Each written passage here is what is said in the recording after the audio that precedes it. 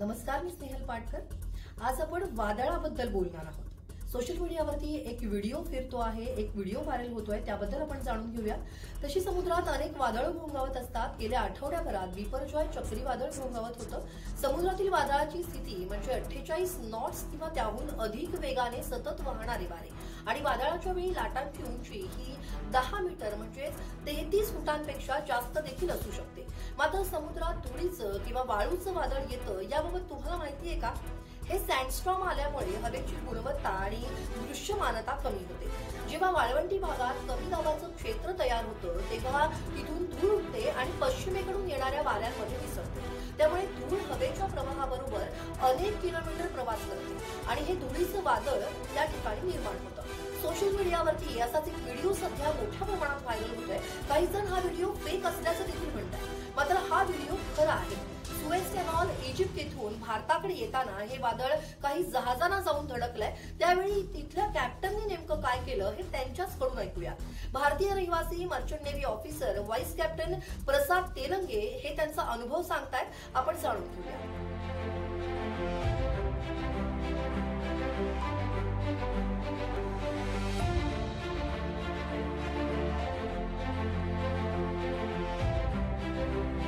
सँडस्टॉर्म म्हणजेच वादळी वाळवंटाचा व्हिडिओ आहे। हा आम्हाला सुएझ कॅनल इजिप्त येथून पास होताना भारताकडे जातानाच्या दिशेने आम्हाला लागलेला आहे। बरेच चर्चा चालू आहे या व्हिडिओबद्दल की हा व्हिडिओ फेक आहे की खरा आहे। तर as a merchant navy officer मी तुम्हाला सांगू इच्छितो की हा खरा व्हिडिओ आहे।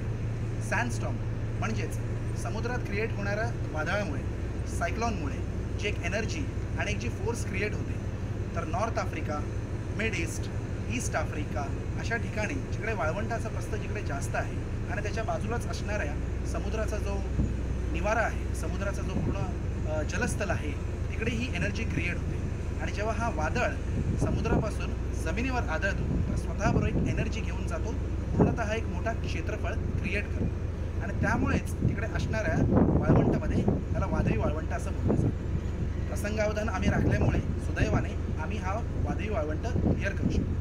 पण बरेच जहाज असे होते जे या वादळी वाळवंटाच्या चपेट्यात आले होते। त्या लोकांनी काय केलं असावं, तर त्यांनी तिकडे अँकर ड्रॉप केलं आणि 3 ते 4 तास पूर्णतः ते अँकरवरच होते। एक अनुभव असा आहे, माझे जे कॅप्टन साहेब आहेत, कॅप्टन अमन सकलानी देहरादूनचे आहेत, त्यांचा अनुभव असा राहिला की ते जिबुती या कंट्रीमध्ये तिकडे अडकून राहिले होते। त्यांचा अनुभव आपण त्यांच्याकडूनच ऐकून घेऊया।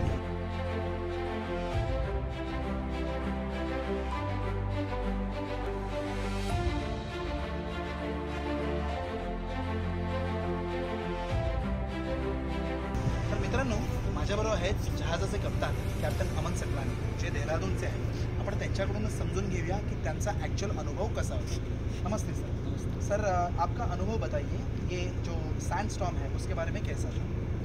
मेरा नाम कैप्टन अमन, मैं देहरादून से हूँ। तो पिछले साल हम जिबूती अफ्रीका के एक देश में कार्गो डिस्चार्ज कर रहे थे। तो मौसम अच्छा था, लाइक धूप निकली हुई थी और एकदम से एक लोकल बंदा वहाँ का आया हमारे पास और बोला कि एक तूफान आ रहा है। तो हम ऊपर आए, ब्रिज पे देखा तो एकदम से दिखा कि स्टारबोर्ड साइड से पूरा आसमान छुपा हुआ था, लाइक सैंड स्टॉर्म टाइप का। ऊंची एकदम हवाएं, पूरा एकदम से तूफान, मतलब जो बोल सकते हैं रेगिस्तान से कैसे एक मतलब सेम जैसा। एकदम से जहाज का क्रू थोड़ा घबरा गया, डर गया, लेकिन यहाँ के लोकल जो लोग थे उन्होंने बोला कि यहाँ पे ऐसा आता रहता है। तो सर ये कितने, मतलब उसका कालावधि, टाइम कितना था उसका? ये टाइम रहा करीब 2 घंटे के आसपास। तो 2 घंटे के आसपास और तुम कुछ नहीं देख सकते, लाइक विजिबिलिटी एकदम। तो ऐसा लगा होगा ये तो काफ़ी जानलेवा लग रहा है। सब डर गए थे, आधे लोग अंदर थे, बट जहाज का सुरक्षा भी थी, तो हमें होल्ड्स बंद करने थे और लोग आगे पीछे मूरिंग्स में लोग खड़े हुए। मतलब आप ये बोल सकते हैं कि ये एक्चुअल अनुभव था, मतलब ये कोई फेक वीडियो नहीं, सेम एकदम लास्ट पिछले साल एंड अभी भी वो इस साल सेम टायमिंग याद येतात।